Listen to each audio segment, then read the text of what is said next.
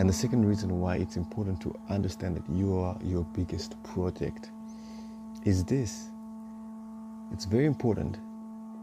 You are an element of time and potential, and impact is the product of the equation.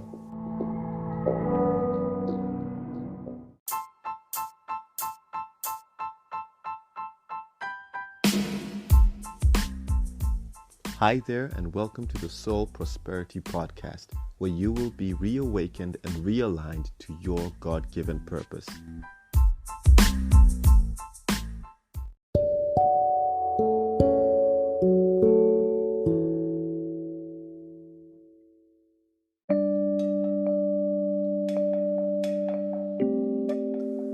So as it's obvious, the first episode we will be talking on the first steps towards soul prosperity. That is, on how to live a life from deep within you and not from on top of you. And by from on top of you, I mean from head knowledge. And that is why a lot of people are fearful. They're depressed, they're anxious, and they worry a lot. But I want to share with you how to live life from the depths of your soul. That's where faith and hope are cultivated from. And I believe one of the very first steps towards soul prosperity is this. It's understanding that you are your biggest project. It's not the schoolwork on your desk, or the house designs on your files, or the cake you need to bake, or the track you need to make as well. It's you, yourself, and you alone. You are your biggest project. And I will give you two reasons why. The first is because you as a person have profound, exponential impact on the people around you, or at least someone. So you could argue that, you have no area of influence whatsoever, maybe in your family or in your workplace or in your church, whatever society or place you find yourself in. But need I remind you that you do not need to be popular to be influential. And all you have to do is be you, and you're going to be the reason why someone somewhere is doing what they're doing, whether it's a career path or a character trait. Let me repeat that again. You do not need to be popular to be influential. All you have to do is be you, and you will be the reason why someone somewhere is doing what they're doing, whether it's a character trait or a career path, whatever, in some sort of way. You also are a result of that. And this is because as a human being, you are radioactive.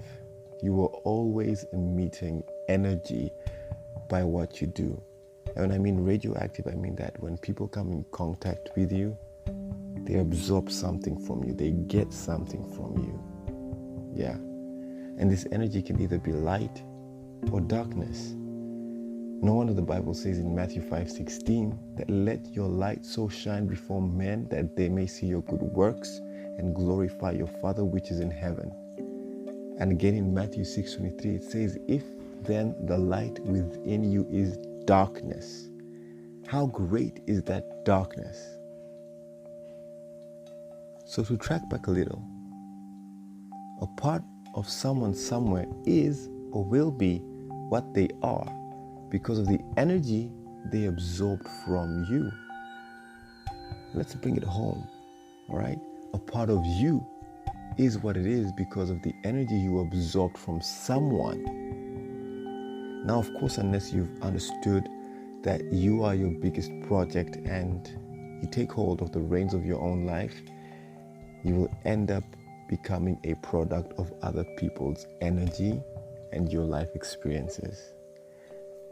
But that doesn't have to be the case. Your past doesn't have to inform your future. You need to understand that you can take charge of what you absorb and what you emit, what radioactiveness or radioactivity you decide to get involved in, whether it's light or darkness. And this is exactly what happens in salvation. The process of salvation. Christ called us out of darkness into his marvelous light. And the second reason why it's important to understand that you are your biggest project is this. It's very important. You are an element of time and potential, and impact is the product of the equation. Let me repeat that equation again. You're an element of time and potential, and impact is a product of the equation. You see, to God and the devil, you are not just a person with a name, a race, a gender, an eye color, a hair texture. No. You are more than that. You are much, much more than that. You are an instrument of impact and influence. And mind you, I said with regards to God and the devil, in other words, this is in the spiritual realm, okay? So you see, when you utilize your time to develop and realize your potential, you become impactful. But when you waste your time and your potential is undeveloped, you become impactless and benign. And that's the spot the enemy wants you in. And he can keep you there by making you busy with everything, but developing your God-given potential. And by keeping you busy, he gives you the illusion that you are actually utilizing your time. You see how smart and tricky the devil is. So instead of digging deep and mining your potential, developing it and adding value to it and then exporting it, it remains undiscovered, unknown, and buried. I like how someone acronymed the word busy to mean burdened under Satan's yoke. It was funny when I first heard it, but it was so true that not all forms of busyness are actually helpful. And so I hope you find yourself being busy and impactful at the same time. It would be a tragedy if you're busy and you're not impactful, if you're busy with so many other things and you're not developing yourself. So if you're listening in and going like, wow, oh my gosh, I really wasted my time, may I please beg you, may I please urge you, may I beseech you, don't waste time worrying about lost time. You can't cry over lost time. You're instead wasting more time. That's a trick of the enemy to make you feel guilty. It's a guilt trap that the enemy will use. So, anyway, don't waste time worrying about lost time. So in conclusion, I hope what I shared helps you understand how valuable you are, that you're not just another number or statistic, but an element and instrument of great impact and influence. There is no such thing as anybody. I repeat it, you're not just anybody, you are somebody. And these things I'm sharing, they really aren't new, but I dare you, apply them towards your soul prosperity, and you will begin to live the life you were meant to live.